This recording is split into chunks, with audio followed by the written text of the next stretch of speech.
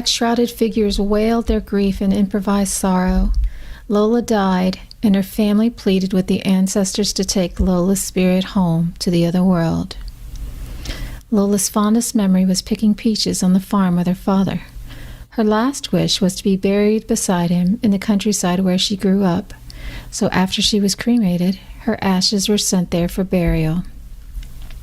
Before she died, Lola left Lilibeth, her favorite granddaughter, a lock of her hair and a pouch. She chose Lilibeth as her spirit tender to watch over her during her transition to the other world. The elders said Lilibeth would be able to hear her grandmother's voice singing through the pouch. Lilibeth could also sing to her.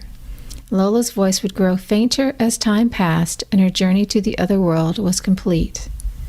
The problem was, Lilibeth couldn't hear anything. She wondered if she'd done something wrong. Maybe Lola was mad at her. Maybe Lola really didn't want Lilibeth to be her spirit tender. That night, Lilibeth had a dream. She saw a baby crying. No one could hear her, so the infant just cried and cried. The spirit walker peered into the other world to see what was wrong. It seemed that Lola was not moving on. Her spirit was lingering in the land between this world and the other world. Daddy's stomach churned. Could this be true? Could this be the cause of Lilibeth's nightmares? The family always sang songs, said prayers, and made offerings so that the dead could go to the other world in peace. In search of answers, the family traveled across the sea to Lola's childhood home, where Lola was buried. When they arrived, they could see that the ground was not disturbed. Lola's ashes had not been buried. The cemetery caretaker insisted that he buried her, but their eyes confirmed it was not true. What could they do? Mama shook her head and said to Lilibeth, "Some people think the dead don't know or care about their bodies, so funerals, burials, and honoring the dead is meaningless. They show no respect." Lilibeth might have been just a little girl, but even she knew that the dead needed tending to complete the transition to become ancestors. Our ancestors love and care for the living. That's why Ancestor Day is the time to clean the graves, to tell their stories. Remembering keeps the bonds between the living and the dead strong. The next night, Lilibeth's dream returned. She saw the baby sitting alone and crying. Fire flew from her eyes in all directions around her. Daddy knew this was not a good sign. He said, "Let's go home and see the spirit walker. She'll know what to do." The thought of Lola being stuck between worlds was unbearable. They had to help her. The spirit walker said she would go to the other world to persuade Lola to move on, but she needed Lilibeth to go with her. Would she do it?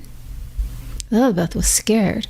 Nobody but the spirit walker ever went to the underworld, but if she was going with her, Lilibeth would do it for Lola.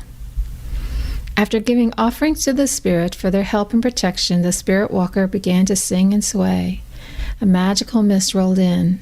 The room disappeared into the haze, and Lilibeth found herself in a mysterious, shadowy place.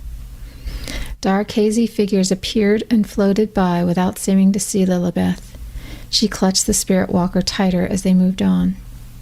After traveling for what seemed like a long way, they saw her. Lilibeth knew her right away. She looked like the little girl that Lilibeth had seen in old pictures.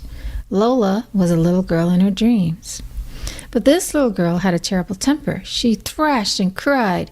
Fire flew from her eyes, threatening to burn anyone who came near her. The spirit walker looked at Lola and calmly said, "If you want to go on, you have to pay the fee." Lola didn't want to move on. She wanted to be angry. Besides, she didn't have the fee anyway. Lola was determined to vent her fury no matter what the outcome. Lilibeth had an idea.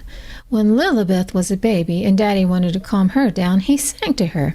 So that's what Lilibeth did. She began to sing the song that Lola sang to Daddy, and Daddy sang to Lilibeth. Suddenly, the fire stopped flying. Lola calmed down, and then she smiled. In that instant, Lola turned into a golden ball of light that began floating upward. Bees appeared and escorted the ball of lights up, up, up until they disappeared into the mist. "What happened?" Lilibeth said. "She paid the fee," the spirit walker replied. She forgave the caretaker and let her anger go. As Lilibeth and the spirit walker retraced their path back home, she thought she could hear the faint sound of music. She did. Lola was singing from her pouch. Just like everyone said, over time it got harder to hear until it faded away completely. On that day, Lilibeth said a final farewell and buried the pouch. Everyone celebrated the creation of a new ancestor.